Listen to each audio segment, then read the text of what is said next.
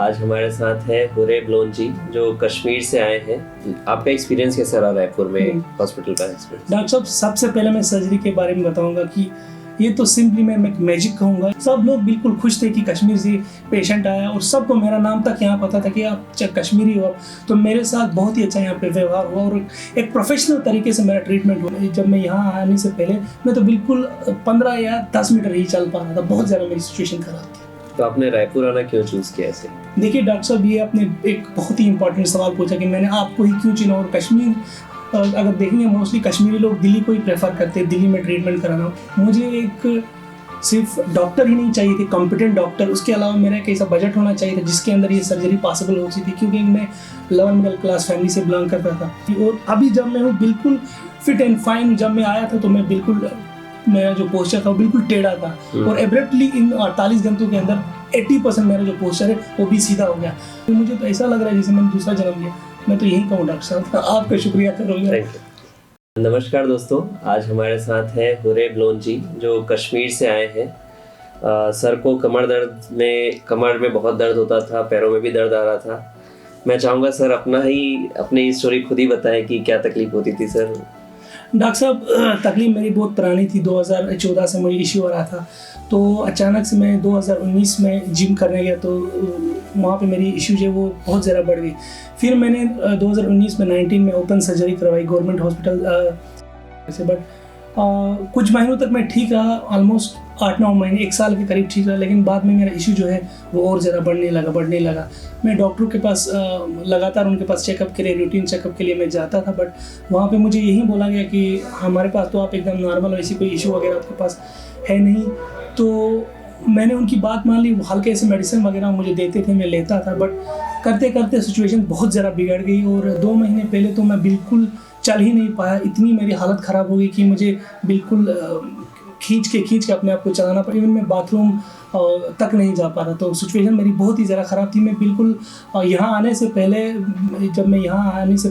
मैं तो बिल्कुल 15 या 10 मीटर ही चल पा रहा था। बहुत ज़्यादा मेरी सिचुएशन ख़राब थी। अच्छा जी। तो ये धीरे धीरे डेवलप हुआ था, ऐसा कोई चोट वगैरह नहीं लगी ना फर्स्ट सर्जरी के बाद आपको? फर्स्ट सर्जरी के बाद डॉक्टर साहब ऐसी चोट तो नहीं कहूँगा मैं चोट लगी थी, लेकिन उससे पहले मुझे लगता है कि मैंने ज़रा वज़न वेट वगैरह लिफ्ट किया होगा। 2014 में मुझे लग रहा है ऐसा कुछ हुआ है मेरे साथ। तो उसके बाद आस्ता से ये ज़रा बढ़ने लगा और सिचुएशन भी मेरी बद से बदतर होने लगी, वर्स्ट सिचुएशन होने लगी। तो अभी जब आपका दर्द बढ़ गया था तो आपने MRI करवाया था वहाँ पे? जी।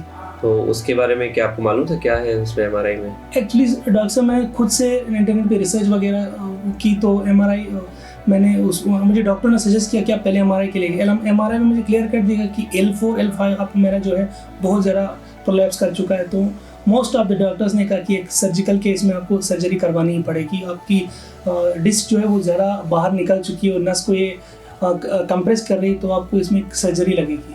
तो आपने किन डॉक्टरों से संपर्क किया था, कहाँ गए थे? मैं पर्सनली फिजिकली तो मैं गया नहीं था, बट मैंने टेली कंसल्टेशन वगैरह काफ़ी डॉक्टरों से की थी। दिल्ली में मैं बहुत सारे डॉक्टरों के पास गया।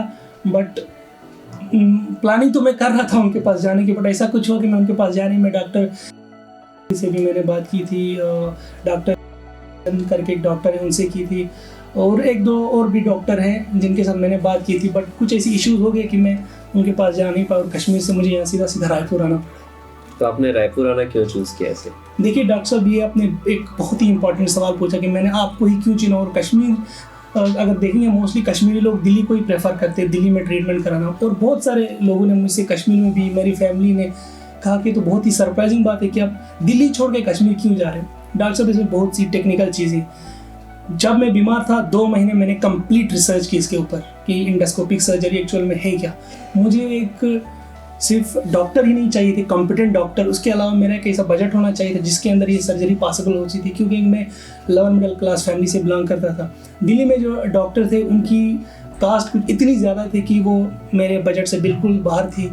और मोस्ट ऑफ द डॉक्टर यही कहते थे कि अगर आपका सर्जन अच्छा होगा तो आप उसकी चिंता ना कीजिए। तो मैं तो ऊपर वाले का शुक्रिया करूँगा कि मैंने लगातार 2 महीने जो कोशिश की, एंड में मुझे अचानक से एक बार सजेशन में गायत्री हॉस्पिटल का लोगो मिला, उस पर कुछ वीडियोस मिले और मैंने थारोली पूरी इन डेप्थ रिसर्च की। आपकी जितने वीडियोस थे 50-60 के करीब, सारे के सारे वीडियो मैंने देखे और मेरे दिल के अंदर ये बात बैठ गई कि आपसे ज़्यादा कॉम्पिटेंट, अच्छा और डाउन टू अर्थ डॉक्टर हो ही नहीं सकता है। मुझे ये रिस्क लेना चाहिए, मुझे कश्मीर से रायपुर तक जाना चाहिए, क्योंकि मैंने आपके प्रीवियस वीडियोस में देखा कि आपकी रिलेशन जो डॉक्टरों के साथ थी वो थोड़ी अलग लेवल की थी। तो मुझे भी वैसा फ्रेंडली माहौल होना चाहिए था जहाँ मैं ओपनली अपने आप को एक्सप्रेस कर पाऊँ और वो जो मेरा कास्ट था वो भी मेरे साथ फिट बैठ जाए। अभी जैसे आपकी सर्जरी हो चुकी है, जी जी, आज सेकेंड डे है जी जी। आपका एक्सपीरियंस कैसा रहा रायपुर में हॉस्पिटल का एक्सपीरियंस? डॉक्टर साहब, सबसे पहले मैं सर्जरी के बारे में बताऊंगा कि ये तो सिंपली मैं एक मैजिक कहूँगा। एक मैजिक का वीडियो देख के मुझे लग रहा था कि शायद लोग आके सिर्फ ऐसे ही बता देते, बट पर्सनली मैं यहाँ पे आया हूँ, कश्मीर से आया हूँ, यहाँ बैठ के झूठ तो नहीं बोलूँगा, जो भी बात बोलूँगा दिल से बोलूँगा। जब मैं यहाँ पे आया, इतना सारा, पहले मैं आशीष सर का शुक्रिया करूँगा जिन्होंने मुझे खुद से कोऑर्डिनेट किया और सारी चीज़ें लाइन अप करके रखी थी। मुझे ज़रा सुई भर भी ढूंढने की ज़रूरत नहीं थी, मेरे लिए रूम सब अरेंज करके रखा था। मैनेजमेंट इतना अच्छा था, इतना मेरे साथ कोऑपरेट किया किसी भी चीज़, और सब लोग बिल्कुल खुश थे कि कश्मीर से पेशेंट आया, और सबको मेरा नाम तक यहाँ पता था कि आप कश्मीरी हो। तो मेरे साथ बहुत ही अच्छा यहाँ पे व्यवहार हुआ और एक प्रोफेशनल तरीके से मेरा ट्रीटमेंट हुआ। जहाँ तक मेरी सर्जरी की बात है, सर्जरी का तो मुझे बिल्कुल पता ही नहीं। बातें करते करते बीच में डायलॉग बोल बोल के मेरी सर्जरी कहाँ से कंप्लीट हो गई मुझे तो पता ही नहीं। और अभी जब मैं हूँ बिल्कुल फिट एंड फाइन। जब मैं आया था तो मैं बिल्कुल, मेरा जो पोस्चर था वो बिल्कुल टेढ़ा था, और एब्रप्टली इन 48 घंटों के अंदर 80% मेरा जो पोस्चर है वो भी सीधा हो गया। इससे पहले मुझे तो बिल्कुल खड़ा हो ही नहीं सकता था, पॉसिबल ही नहीं था मेरे लिए कि मैं खड़ा हो पाऊँ और चल पाऊँ। अब तो मैं बिल्कुल सीढ़ी से उतर के आ गया, खुद ही मैंने आज अपने आप को फ्रेश भी की, नहाया धोया। तो जो मेरे जो इश्यूज़ थे वो बिल्कुल ख़त्म हो गए। मुझे तो ऐसा लग रहा है जैसे मैंने दूसरा जन्म लिया। मैं तो यही कहूँ डॉक्टर साहब, आपका शुक्रिया करूँगा। ऑपरेशन में ऐसा दर्द वगैरह आपको कुछ याद, ऐसा कोई डिस्कम्फर्ट वगैरह? कुछ भी नहीं। मुझे लगा था कि जब वहाँ पे इंजेक्शन वगैरह होंगे, या फिर जब मैं वीडियोस में वो नेडल का देख रहा था तो मुझे लग रहा था कि शायद ये बहुत पेनफुल हो सकता था, बट यकीनन ऐसा कुछ भी नहीं है। बहुत ही एडवांस्ड ये टेक्निक है, स्पेशली जब आप कर रहे हैं। तो मैं कहूँगा अपनी लेवल पे कहूँगा, मुझे तो बिल्कुल ज़र्रा भी जैसे एक मामूली से ज़ख्म लगता है वो भी मुझे फील नहीं हुआ। इन सर्जरी के बाद मुझे कहीं पेन ही नहीं है, इस सर्जरी के दौरान भी मुझे कोई फील नहीं हुआ। आप बिल्कुल मुझे इस सर्जरी के दौरान भी पूछते थे, हुरैब आपको फील तो नहीं हो रहा है, हम यहाँ पे ये कर रहे हैं, यहाँ पे ये कर रहे हैं। और मुझसे बातें करते करते मेरा सर्जिकल प्रोसीजर कहाँ से कंप्लीट हो गया। मुझे तो बिल्कुल अमेजिंग एक्सपीरियंस लगा डॉक्टर साहब। हुरैब जी, जैसे आपने दोनों सर्जरी का आपको एक्सपीरियंस हो गया, एक ओपन सर्जरी हुई थी, एक एंडोस्कोपिक आपकी अभी हमने की है। जी डॉक्टर साहब। तो आप दोनों में क्या क्या डिफरेंस देख पाए हैं कि उस सर्जरी के दौरान का क्या एक्सपीरियंस था और अभी का कैसा है उसमें? एक चीज़ मैं डॉक्टर साहब यहाँ पे कहना चाहता हूँ कि मेडिकली लोग बहुत ही ज़्यादा अनअवेयर हैं, बहुत ज़्यादा। इवन मुझे खुद 2 महीने पहले पता नहीं थी कि एंडोस्कोपिक नाम की कोई सर्जरी होती भी है इंडिया के अंदर, वो भी इतने अच्छे कॉम्पिटेंट हमारे पास डॉक्टर है। जब मैंने ओपन सर्जरी कराई 2019 में, तब अगर मुझे पता होती कि एंडोस्कोपिक सर्जरी होती तो डेफिनेटली मैं जाके वहीं करा था, क्योंकि उसमें भी वहीं स्टिनोसिस वगैरह जो थी वो भी ओपन इससे एंडोस्कोपी से पॉसिबल है। जब उन्होंने मेरी सर्जरी की तो मेरे लगभग 20 उसमें उन्होंने स्टिच लगाई, पूरा मेरा बैक आपने देखा ही, वो पूरा उन्होंने काट डाला। उसके बाद लगभग 10-15 दिन मुझे अपनी जगह से हिलना ही नहीं था। 10-15 दिन तो मैं बिल्कुल हिला ही नहीं। सारा जितना यूरिन वगैरह उधर ही करना था, मतलब बहुत ही भयंकर सिचुएशन थी। और फिर इतने लंबे वर्कआउट्स करने थे कि भाई 3 महीनों को ये नहीं करना, 4 महीनों को ये नहीं करना। लेकिन मसला है उतने करने के बाद भी जब पेशेंट को रिकवरी ना मिले तो ओपन सर्जरी का क्या फ़ायदा? मुझे तो लगता है आउटडेटेड कोई काम है, और डॉक्टर रिकमेंड क्यों करते हैं पेशेंट को, समझ नहीं आ रहा है। देखिए यही सर्जरी मैंने ओपन सर्जरी कराई आप लोगों के पास, करीबन 40 मिनट के अंदर पूरा प्रोसीजर कंप्लीट हो गया। एंडोस्कोपिक सर्जरी में मैं बिल्कुल अवेयर था क्या हो रहा है, मुझे सवाल पूछे जा रहे थे, ना मुझे कहीं फील हो रहा था, कुछ भी नहीं। और इतनी अच्छी बात यह है कि विदिन कुछ मिनटों के बाद ही मुझे होश आया, मैं खुद ही चल पाया। डॉक्टर ने मुझे ये भी कहा कि आप चल सकते हो, आप खुद ही वॉशरूम जा। अब आप खुद डॉक्टर साहब ये बात समझ सकते हैं, मैं पेशेंट हूँ, मैंने ये दूसरी सर्जरी कराई। मैं तो यही कहूँगा कि मेरे लिए ये बहुत ही अनबिलीवेबल चीज़ है कि कहाँ वो 17-18 टांके लगाना, फिर 2-2 महीने बिस्तर से ना उठना, उसके बाद सिंपली ये मैजिक कि कल मेरा ऑपरेशन हो गया है, आज मैं आपके सामने बात कर रहा हूँ और कोई मेरे अंदर डिस्कम्फर्ट नहीं है। तो मैं सीधा सीधा मैजिक और मिराकल कहूँगा और आपका शुक्रिया करूँगा डॉक्टर साहब। Thank you sir. एंडोस्कोपी का यही फ़ायदा होता है कि हम क्योंकि डिस्क को अंदर से रिपेयर कर रहे होते हैं तो नर्व को डैमेज हम नहीं करते, इसलिए हमको डर नहीं रहता कि नर्व डैमेज हो जाएगी, आप चले ना, ऐसे ना करें। कैथेटर नहीं रखता, पेशाब के लिए कोई दिक्कत नहीं होती, आप खुद से ही तुरंत ऑपरेशन के बाद पेशाब कर सकते हैं।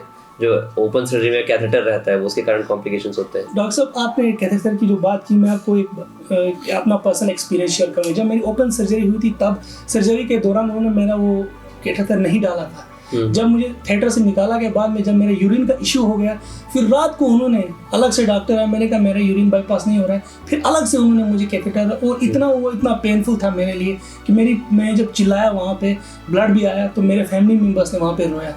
इतना खतरनाक, यहाँ पे ऐसा कुछ भी है ही नहीं। मेरी दोनों लेग्स जो थी वो बराबर उस वक्त उनमें जब आपका प्रोसीजर कर रहे थे एंडोस्कोपी के दौरान मैं बिल्कुल नॉर्मल पोजीशन में था और मुझे ऐसा कोई इशू भी नहीं आ गया।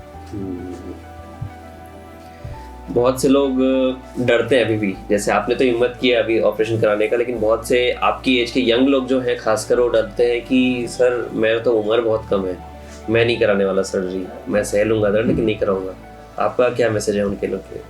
मुझे तो लगता है कि पहले खुद से थोड़ी बहुत रिसर्च करनी चाहिए और जो रियलिटी है उसको एक्सेप्ट करने की ज़रूरत है। अगर आपका डिस्क प्रोलैप्स हो चुका है, भाई ये रियलिटी है, इसमें ना आपको कोई एक्सरसाइज ना कोई फिजियोथेरेपी आपको ठीक करेगी। आपकी नस जो है वो दब रही है, आपका कुछ डिस्क का हिस्सा बाहर आ चुका है, ये जब तक ना वहाँ से रिमूव होगा सवाल ही नहीं है कि कोई एक्सरसाइज आपको ठीक करेगी। इवन आपको फिजियोथेरेपिस्ट भी, मैंने फिजियोथेरेपी ले ली उन 2 महीनों के दरमियान। एंड में मैंने जब फिजियोथेरेपी से खुद कहा कि मुझे MRI कराना है तो ज़बरदस्ती करके मैंने MRI कराई और जब मेरा डिस्क इतना बाहर आ रहा था तो वो खुद फिर मजबूर हो गए, बोले नहीं अब तो ये सर्जिकल केस है। तो मुझे लग रहा है ऐसे लोगों को अपना दिमाग भी थोड़ा बहुत यूज़ करना चाहिए, इसमें डरने की कोई ज़रूरत नहीं। मामूली से की होल सर्जरी होती है, ना कोई पेन ना कुछ भी, और अगले दिन आपकी हॉस्पिटल से आराम से छुट्टी होती है। तो इसमें डरने वाले की कोई ज़रूरत नहीं है। थोड़ा सा अपना ये दिमाग यूज़ करना है, कुछ आधे वीडियोस देखने, आप खुद ही अवेयर हो जाएंगे। अब तो साइंस ने काफ़ी टेक्नोलॉजी जो है इसमें काफ़ी प्रवेश कर लिया, तो इसमें डरने वाले की कोई ज़रूरत नहीं है डॉक्टर साहब। ओके। मैं आपको आपके कुछ वीडियोस दिखाना चाह रहा था जो हमने ऑपरेशन के दौरान लिए थे। जी जी डॉक्टर साहब, मैंने आपको बोला भी था कि ये आपके ऑपरेशन का वीडियो है जी। ये जब आपका पहला डिस्क निकला तो ये वीडियो है, देख रहे हैं? ये रेड पार्ट जो है इसमें, ये आपका डिस्क हर्निएशन था। रेड मतलब ये पेनफुल नर्व्स थी वहाँ पे जो आपको कमर दर्द दे रही थी, जी जी, है ना? ये पहला निकला, लेकिन उसके बाद भी मुझे लग रहा था कुछ और होगा करके, तो मैंने एक सेकेंड पीस और निकाला फिर आपका, वो 7 सेंटीमीटर लंबा था। देखिए आपको इसके निकलने के बाद एकदम दर्द खत्म हो गया था फिर, अच्छा। है ना? फिर ये आपके ऑपरेशन का वीडियो है, हम जब कर रहे थे, एक ऑपरेशन खत्म हो गया तो पूरी आप यहाँ देख पा रहे होंगे, जी जी डॉक्टर साहब, पूरा खाली हो गया ये जो दबाव था, पूरा खाली। ये दोनों हड्डियों के बीच का दबाव बिल्कुल नहीं है यहाँ पे, है ना? अमेजिंग, सच में। और आपका जागते हुए भी एक फोटो मैंने लिया था, ये आपकी डिस्क है पूरी, इतनी सारी डिस्क निकली थी। ये ऑपरेशन के बाद आप चैन से सो रहे थे। ये आपका, आप ऑपरेशन के दौरान बात कर रहे थे, उसका भी एक वीडियो है। कैसा लग रहा है? एकदम नॉर्मल, ठीक लग रहा है? एब्सोल्युटली। दर्द वगैरह कुछ तो हुआ नहीं आपको? कुछ नहीं, कुछ पता नहीं चला ना? बिल्कुल 0%। अभी जो कुछ कर रहा हूँ उसका कुछ नहीं, मेरे को समझ ही नहीं आ रहा है कुछ। और उसके आसपास के टिश्यूज को समझ लिया है जी। अभी आपका डिस्क जो रेडिएट हो रहा था वो निकल चुका है, आपकी दर्द फ्री हो गई है। Oh my God, thank you so much. आप एक्सरसाइज करिएगा आगे जा करके भी, तो मैं आपको बताऊंगा एक्सरसाइज क्या क्या करना है। हेल्दी डाइट लीजिएगा, फाइबर रिच डाइट लीजिएगा, जिससे आपके कॉन्स्टिपेशन वगैरह ना हो, आपको पेट अच्छा क्लीन होता रहे। जी जी। और बस उम्मीद करते हैं आगे कोई तकलीफ नहीं आएगी। अब मुझे क्या प्रिकॉशंस लेने पड़ेंगे आगे के लिए डॉक्टर साहब? अगले 6 हफ्ते आपको सामने ज़्यादा नहीं झुकना है ना? चल फिर सकते हैं लेकिन कुछ वेट नहीं उठाना है हाथ में ज़्यादा, अच्छा, है ना? 6 हफ्तों तक जी। सामने नहीं झुकना है, वेट नहीं उठाना है। इसके अलावा कुछ एक्सरसाइज करते रहना है, एक्टिव रहना है, आपको बेड रेस्ट नहीं करना है। अच्छा, आपको एक्टिव रहना है, चलना है, मुझे चलना है, वॉक करना है जी, है ना? जो नॉर्मल आप रूटीन में घर के सारे काम करते हैं वो कर सकते हैं। नहाना है, रोज नहाना है। अभी भी इवन ऑपरेशन के 1 दिन बाद से आपको नहाना हमने चालू करा दिया है, बिल्कुल डॉक्टर साहब। तो डेली नहाना है, क्लीन करना है और बस हाइजीन मेंटेन करना है। मतलब 2 चीज़ इसमें इम्पोर्टेंट, एक तो वेट लिफ्टिंग का और झुकना नहीं। झुकना नहीं। हाँ, तो अभी मैं सफ़र कैसे करूँ? ट्रेन से जाना ठीक वो है? सब अलाउड है, ट्रेन फ्लाइट जैसा भी आपको लगे, सब सेफ है उसमें। गाड़ी वाड़ी उधर उसका क्या करना है? उसमें जर्क नहीं लगना चाहिए, ध्यान दीजिएगा। अच्छा। अगर कार में ट्रैवल कर रहे हैं तो सामने की सीट में बैठिए, रिक्लाइन करके, बैक में अच्छा सपोर्ट रहे। ठीक है डॉक्टर साहब। और बस में ट्रैवल करना हो तो पीछे ना बैठे, पीछे जर्क ज़्यादा पड़ता है। सामने की सीट्स में बैठे तो ज़्यादा अच्छा रहेगा। और डिस्क मजीद प्रोलैप्स होने से मैं कैसे अपने आप को आगे और प्रोलैप्स ना हो फिर ना से, हो। उसके लिए एक्सरसाइज ही उपाय है। एक्सरसाइज करना है, कोर को मजबूत रखना है, वजन बढ़ने नहीं देना है। वजन तो मैं इस पे फोकस करूंगा। ये तो 2-3 महीने से मैं एक ही जगह बैठा हूँ, बहुत ज़्यादा प्रॉब्लम हो गई। हाँ, अपने कोर को स्ट्रॉन्ग रखना है, कोर की एक्सरसाइज करनी है, बैक की एक्सरसाइज करनी है। तो वो आप डॉक्टर साहब मुझे दिखाएंगे? हाँ, वो मैं आपको बुकलेट पूरा दूंगा। मैं अपने तरफ से डॉक्टर अंकित सर, आशीष सर और पूरे जो गायत्री हमारा हॉस्पिटल उसके स्टाफ का बहुत बहुत आभारी और शुक्रिया अदा करता हूँ, जिन्होंने मेरा इतना ख्याल रखा कि मैं बता ही नहीं सकता हूँ। जो भी डिस्क से रिलेटेड पेशेंट्स आते हैं, मैं उन्हें एक ही सजेशन दूंगा कि आप डॉक्टर अंकित सर के पास एक बार आइए और एक्सपीरियंस कीजिए उनको, उनके हॉस्पिटल को, उनकी हॉस्पिटैलिटी को। आप खुद समझेंगे कि कितना बेहतरीन हॉस्पिटल है ये और डॉक्टर साहब कितने अच्छे हैं। बहुत बहुत शुक्रिया।